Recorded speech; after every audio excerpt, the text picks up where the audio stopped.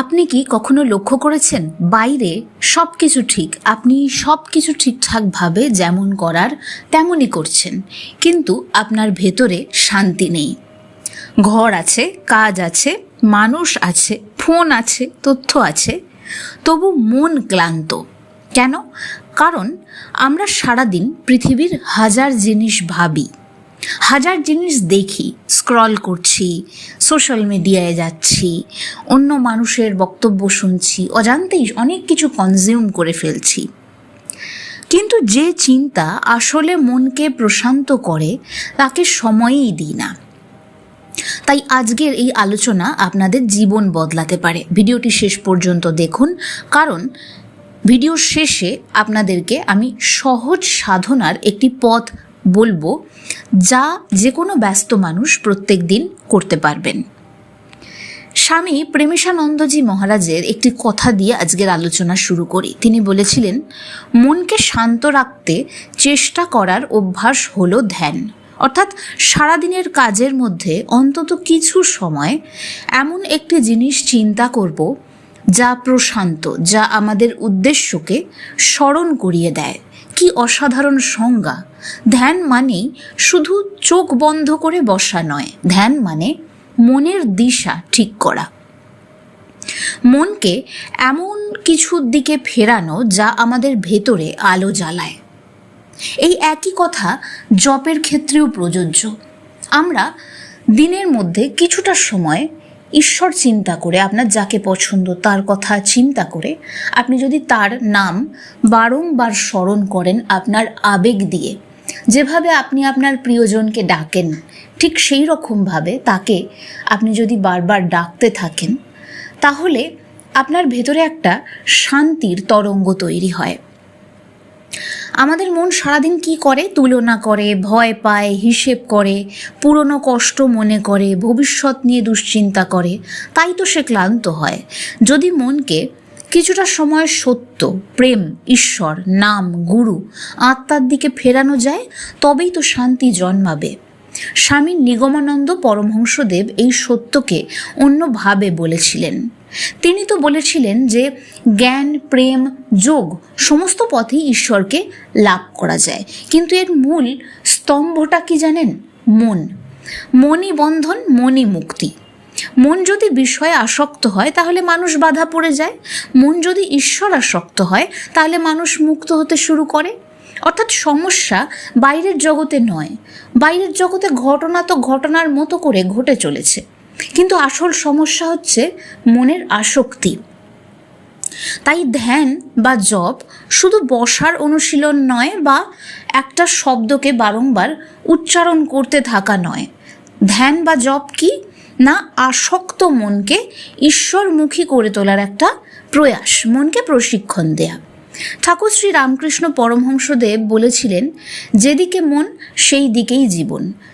আমরা দেখতে পাই স্বামী বিবেকানন্দের জীবনকে ঘিরে যে তিনি অত্যন্ত একাগ্র চিত্তে সমস্ত কিছুকে আয়ত্ত করতে পারতেন। ওনার রাজযোগে আমরা পাই যে একটি ধ্যানের প্রসঙ্গ। তিনি বলছেন, চুপচাপ বসে নিজের মনের মধ্যে এটা দেখতে যে ভাবনাগুলো আসছে যাচ্ছে। ঘটনাটিকে তিনি তুলনা করেছেন ঠিক যেভাবে সমুদ্রের ঢেউ ওঠে আবার নেমে যায়, কখনো একটা বড় ঢেউ, কখনো একটা ছোট ঢেউ, ঠিক সেরকমভাবেই আমাদের মনের মধ্যে ভাবনাগুলো বা আবেগগুলো, ঘটনাগুলো আসা যাওয়া, ওঠা নামা, এই ব্যাপারটাকে প্রত্যক্ষ করতে, এটা রাজযোগ বা যে ধ্যান যোগের কথা আমরা বলছি, নিজের মনকে শান্ত অবস্থায় আনা, সেটার একটা বিশাল বড় স্তম্ভ এবং একটা খুব গুরুত্বপূর্ণ পদ্ধতি। তিনি সহজ ভাষায় বুঝিয়েছিলেন, মন যদি কামিনী কাঞ্চনে পড়ে থাকে তাহলে দুঃখ আসবেই, আর মন যদি মা, নাম, ভক্তি, সত্যের দিকে যায় তাহলে মানুষ ভেতরে ভেতরে আস্তে আস্তে বদলে যায়। তিনি বলতেন, নাম করলে, কেঁদে ডাকলে, আন্তরিক হলে ঈশ্বর সাড়া দেন। এই শিক্ষা আজও অমলিন।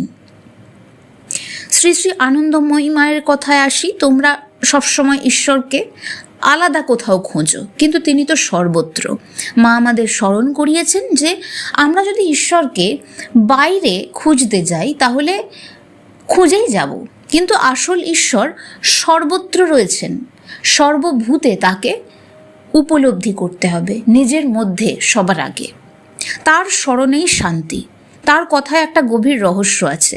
আমরা ভাবছি শান্তি বাইরে পাওয়া যাবে, নতুন জায়গায়, নতুন জিনিসে, নতুন সম্পর্কে, নতুন সাফল্যে, কিন্তু মা শিখিয়েছেন স্মরণ করলেই জীবন বদলে যায়।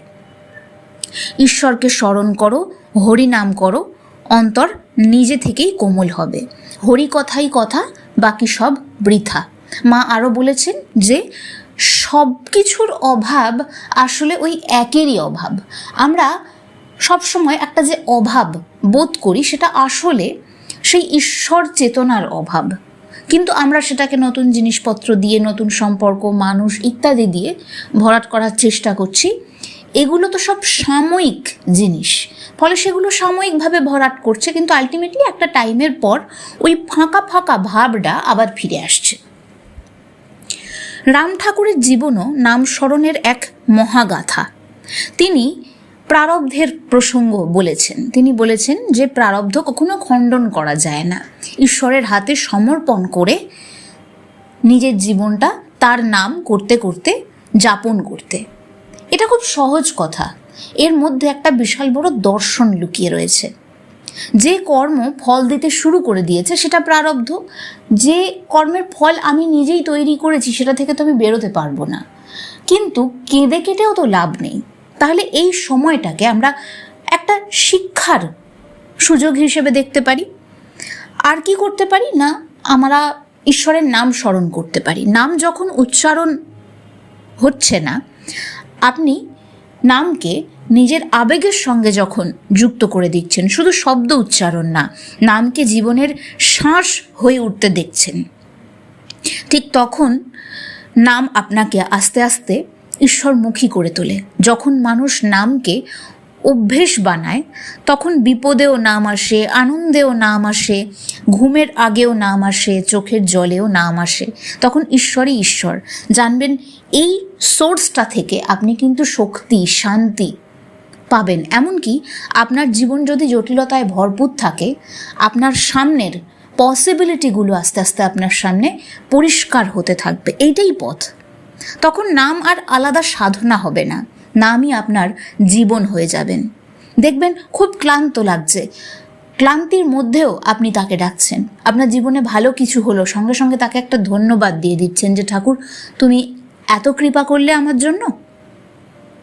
স্বামী বিবেকানন্দ বলেছিলেন, ওঠো, জাগো, লক্ষ্য না পাওয়া পর্যন্ত থেমো না। এটা উপনিষদেরও কথা। কিন্তু এই লক্ষ্য শুধু বাহ্য সাফল্য তো নয়, অন্তরের জাগরণটা আসল লক্ষ্য। তিনি ধ্যানকে শক্তির উৎস বলতেন, কারণ ছড়ানো মন দুর্বল, একাগ্র মন শক্তিশালী। আজকের যুগে অ্যাটেনশন ভেঙে টুকরো টুকরো হয়ে যাচ্ছে, তাই ধ্যান আগের থেকে অনেক বেশি প্রয়োজন হয়ে পড়েছে। গীতায় ভগবান শ্রীকৃষ্ণ অর্জুনকে বলেছিলেন, মন চঞ্চল, কিন্তু অভ্যাস ও বৈরাগ্যে তাকে আয়ত্ত করা যায়। এখানে দুটো শব্দ গভীর। অভ্যাস মানে নিয়মিত অনুশীলন। আপনার ইচ্ছে করছে না, আপনি তাও করছেন। আপনার ইচ্ছে করছে, তাহলেও করছেন। বৈরাগ্য মানে অপ্রয়োজনীয় আসক্তি কমানো। অর্থাৎ আপনি যদি প্রতিদিন 5 মিনিটও মনকে ঈশ্বর, নাম, শ্বাস, সত্যের দিকে ফেরান, তাহলেই পরিবর্তন শুরু হবে। আর যদি সারাদিন বিষয়ের আগুনে মন ঢালেন, তবে শান্তি কিভাবে আসবে? যেখান থেকে আপনি শান্তি চাইছেন সেগুলো তো সব টেম্পোরারি, ফলে সেগুলো আপনাকে টেম্পোরারি একটা সুখ দিচ্ছে, পার্মানেন্ট পরম সত্য তো দিচ্ছে না। উপনিষদ বলছে মানুষের প্রকৃত স্বরূপ আনন্দময়, চৈতন্যময়, কিন্তু অজ্ঞানের আবরণে সে নিজেকে দেহ, মানসিক ওঠানামা, মন হিসেবে ভাবতে শুরু করে দিচ্ছে।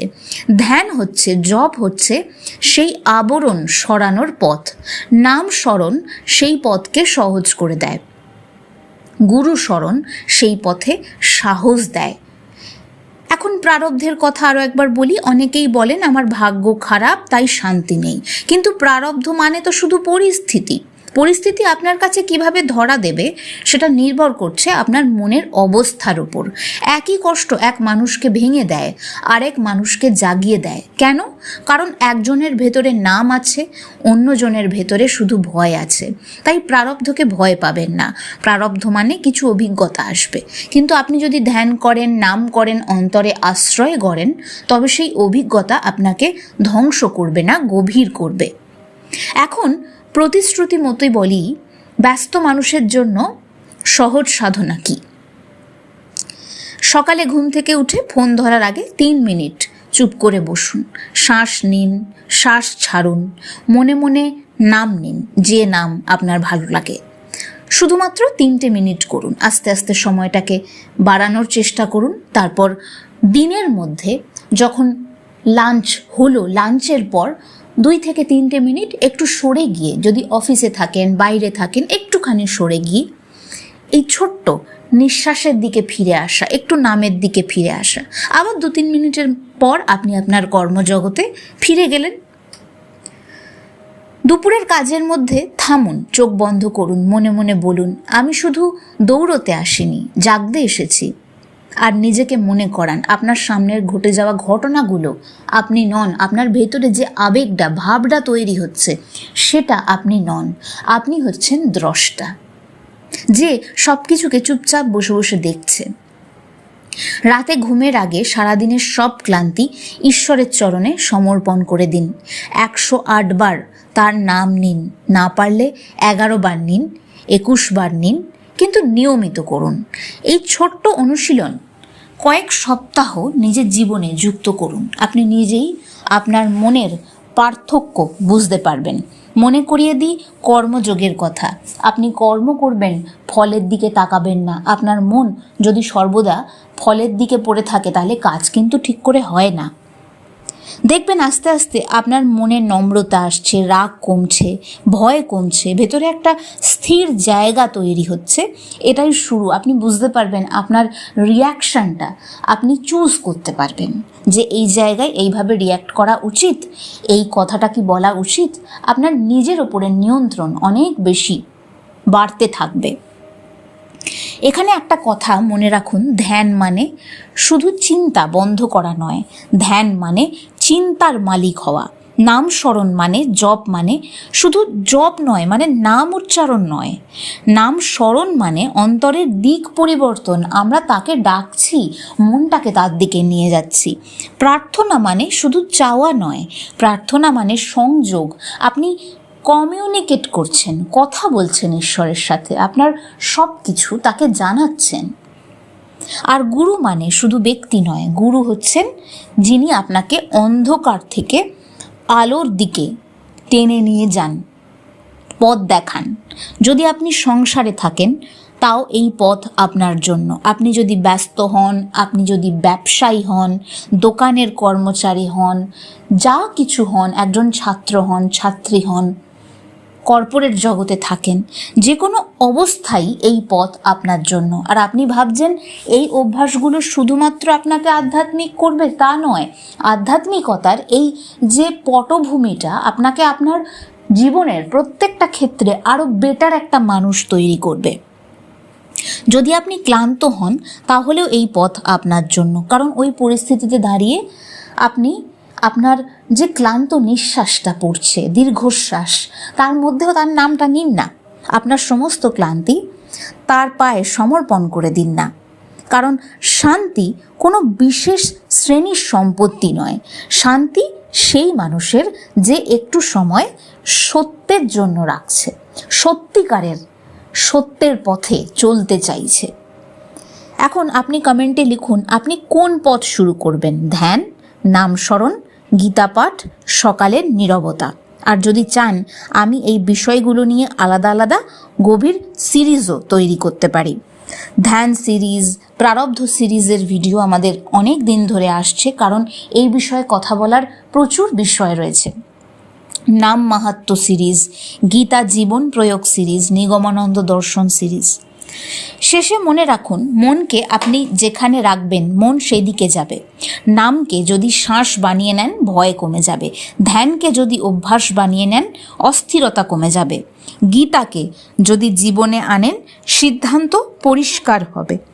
গুরুকে যদি স্মরণ করেন আপনার সামনের পথ পরিষ্কার হয়ে যাবে। তাই আজ থেকেই শুরু করুন। অল্প সময় গভীর আন্তরিকতা, নিয়মিত অনুশীলন। কারণ বড় পরিবর্তন হঠাৎ আসে না, প্রতিদিনের ছোট ছোট অভ্যাসের পরিবর্তনের কারণে আসে। ভিডিওটি যদি হৃদয় স্পর্শ করে থাকে লাইক করুন, শেয়ার করুন, সাবস্ক্রাইব করুন আর কমেন্টে লিখুন জয় গুরু। দেখা হচ্ছে আগামী ভিডিওতে।